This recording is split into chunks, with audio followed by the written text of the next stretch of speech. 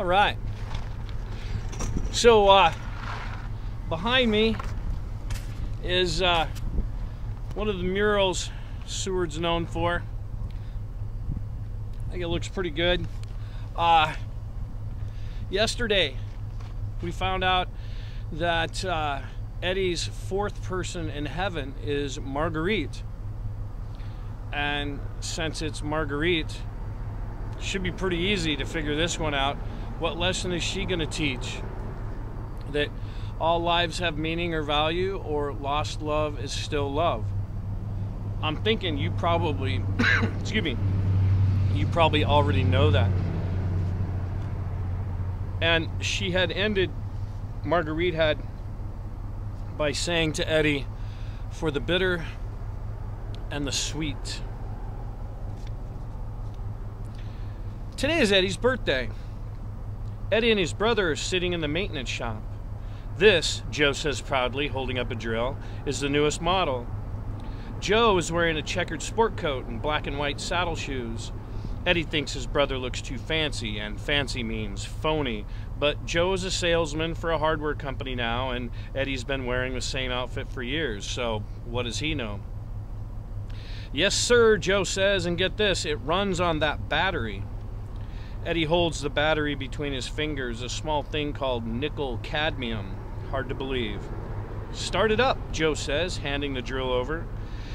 Eddie squeezes the trigger. It explodes in noise. Nice, huh? Joe yells.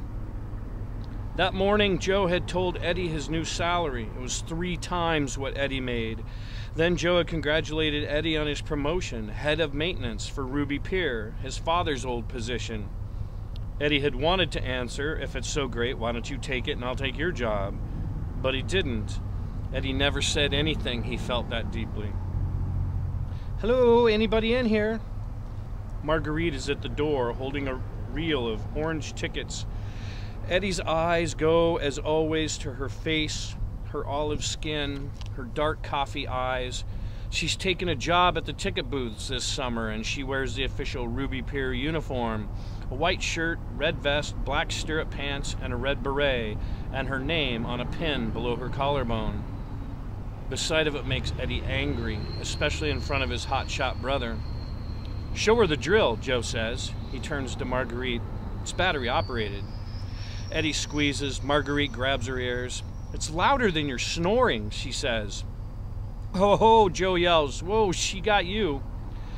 Eddie looks down sheepishly, then sees his wife smiling. Can you come outside, she says. Eddie waves the drill. I'm working here. Just for a minute, okay? Eddie stands up slowly, then follows her out the door. The sun hits his face. Happy birthday, Mr. Eddie, a group of children scream in unison. Well, I'll be, Eddie says.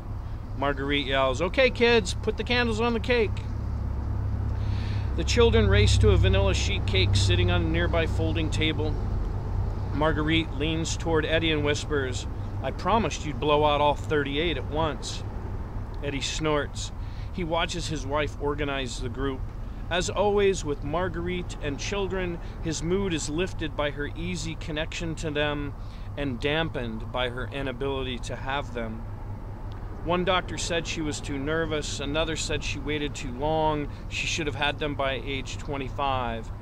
In time, they ran out of money for doctors. It was what it was. And for nearly a year now, she'd been talking about adoption. She went to the library. She brought home papers. Eddie said they were too old. And she said, what's too old for a child? Eddie said he'd think about it. All right, she yells now from the nearest sheet cake. Come on, Mr. Eddie, blow them out. Oh, wait. She fishes in a bag and pulls out a camera, a complicated contraption with rods and tabs and a round flashbulb. Charlene let me use it. It's a Polaroid. Marguerite lines up the picture. Eddie over the cake, the children squeezing in around him, admiring the 38 little flames. One kid pokes Eddie and says, blow them all out, okay? Eddie looks down. The frosting is a mess full of countless little handprints. I will, Eddie says, but he's looking at his wife. So earlier when we read And Eddie was bothered by the cigar in the crack in the pier, and Noel was like, "What's the problem?" He says, "Well, kids can pick it up." And we start to see that Mitch Albom has taken that time to help us set up for the fact that Eddie and Marguerite can't have kids.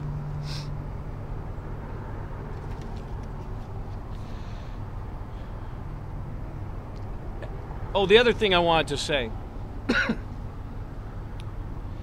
What a great way to say that Eddie's 38 years old. Mitch Albom didn't say Eddie's 38. He said there were 38 candles on the cake. Right? Little technique. Eddie stared at the young Marguerite. "It's not you," he said. She lowered her almond basket. She smiled sadly. The tarantella was dancing behind them, and the sun was fading behind a ribbon of white clouds. "It's not you," Eddie said again. The dancers yelled, "Hooray!" They banged their tambourines. She offered her hand. Eddie reached for it quickly, instinctively, as if grabbing for a falling object. Their fingers met, and he'd never felt such a sensation, as if flesh were forming over his own flesh, soft and warm and almost ticklish. She knelt down beside him. "It's not you," he whispered. "It is me," she whispered. "Hooray! It's not you, it's not you, it's not you," Eddie mumbled as he dropped his head onto her shoulder, and for the first time since his death began to cry. Their own wedding took place Christmas Eve on the second floor of a dimly lit Chinese restaurant called Sammy Hong's. The owner, Sammy, agreed to rent it for that night, figuring he'd have little other business.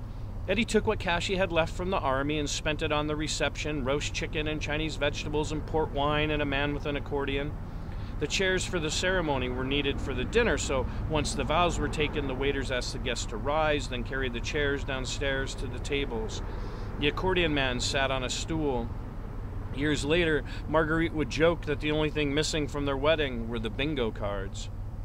And when the meal was finished and some small gifts were given, a final toast was offered, and the accordion man packed his case. Eddie and Marguerite left through the front door. It was raining lightly, a chilly rain, but the bride and groom walked home together, seeing as it was only a few blocks. Marguerite wore her wedding dress beneath a thick pink sweater. Eddie wore his white suit coat, the shirt pinching his neck. They held hands. They moved through pools of lamplight. Everything around them seemed buttoned up tight. People say they find love as if it were an object hidden by a rock. But love takes many forms and is never the same for any man and woman. What people find then is a certain love, and Eddie found that certain love with Marguerite. A grateful love, a deep but quiet love, one that he knew above all else was irreplaceable. And once she'd gone, he'd let the days go stale. He put his heart to sleep. And now here she was again, as young as the day they were wed. "Walk with me," she said. Eddie tried to stand, but his bad knee buckled. She lifted him effortlessly. "Your leg," she said, regarding the faded scar with tender familiarity. Then she looked up and touched the tufts of hair above his ears. "It's white," she said, smiling. Eddie couldn't get his tongue to move. He couldn't do much but stare. She was exactly as he remembered, more beautiful, really, for his final memories of her had been as an older, suffering woman. He stood beside her, silent, and her dark eyes narrowed and her lips crept up mischievously. "Eddie," she almost giggled, "have you forgotten how I used to look?" Eddie swallowed. "I never forgot that." She touched his face lightly, and the warmth spread through his body. She motioned to the village and the dancing guests. "All weddings," she said happily. "That was my choice. A world of weddings behind every door. Oh, Eddie, it never changes. When the groom lifts the veil, when the bride accepts the ring, the possibilities you see in their eyes, it's the same around the world. They truly believe their love, their marriage is going to break all the records." She smiled. "Do you think we had that?" Eddie didn't know how to answer. "We had an accordion player," he said. So if you were paying attention, the lesson that Marguerite is going to teach him should have jumped right out of the pages.